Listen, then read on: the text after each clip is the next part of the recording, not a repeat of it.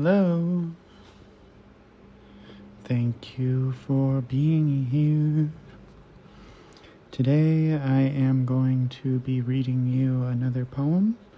This one from the collection Most Recent by Rick Barrett, titled Moving the Bones. The poem I am reading from this is a triad in couplets. Meaning it's sectioned into 3 sections, and each section is comprised of couplet stanzas. The title of this poem: The Boy with a Flower Behind His Ear.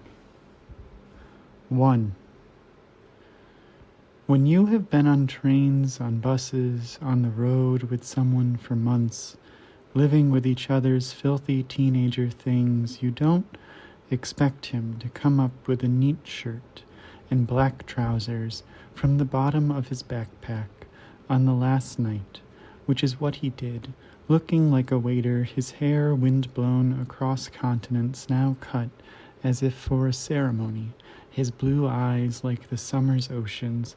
But before the dinner and the next morning's flights to separate places, we have to go find Karl Marx's grave, taking the underground across the city, walking under the rippling trees of the cemetery, the green of the place like cinematography, and finally we are standing in front of the famous man's enormous bronze head, and I am looking at him, looking at it.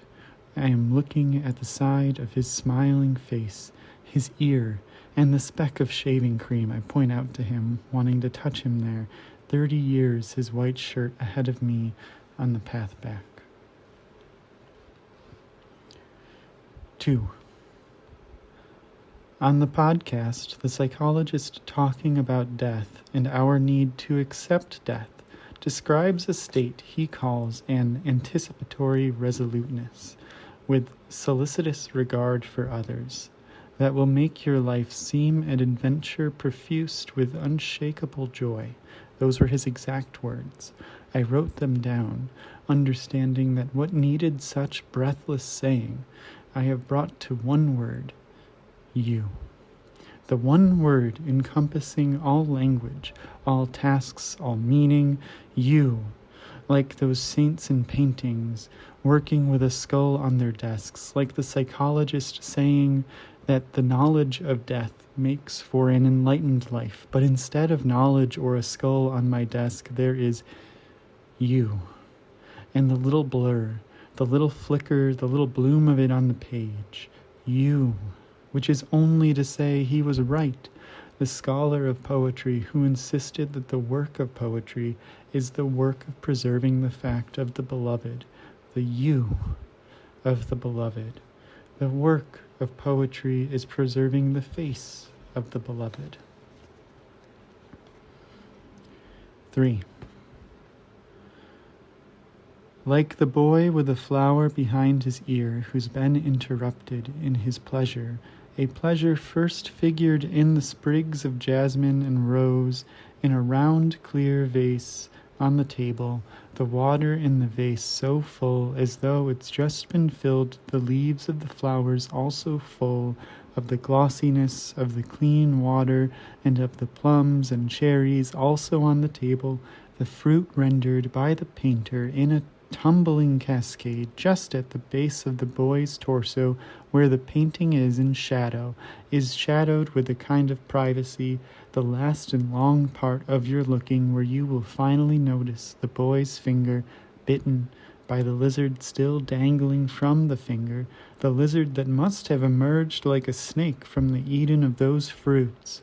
The boy's recoil figured in the gasp of the mouth and the shoulder torqued from its white blouse, the shoulder that's also jasmine and rose in the Roman sunlight, describing it these 400 years.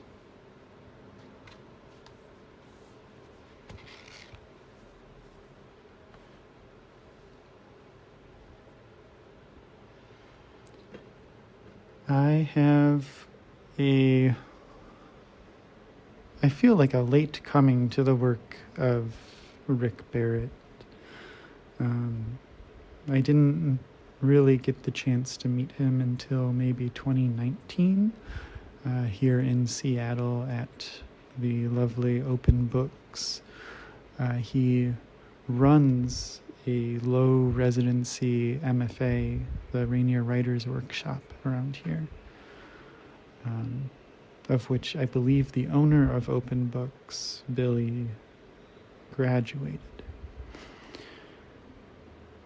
Needless to say, he is a prolific friend of poetry, a prolific mentor of students of poetry, and his poems from the books that I have read all seem to eke out this magnanimous devotion to the subtleties of poetry and the moments of poetry. It isn't such that Rick avoids something of a confounding lyric, but rather, for Rick, life, love, understanding oneself are confounding enough. I love the juxtaposition and the perspective shifting in the triad of this poem. I love that it pulls in voices from elsewhere and puts them in conversation with each other.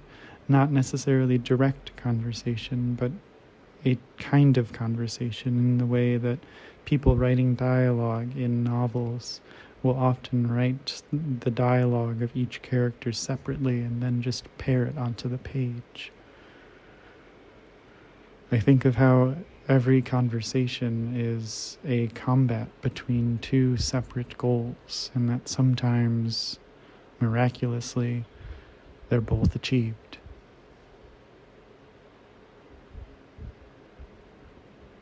I hope you enjoy this poem. Again, this was from the book Moving the Bones, published by Milkweed Editions. And I hope you have a lovely rest of your day. Thank you so much for being here, and thank you for listening. Bye-bye.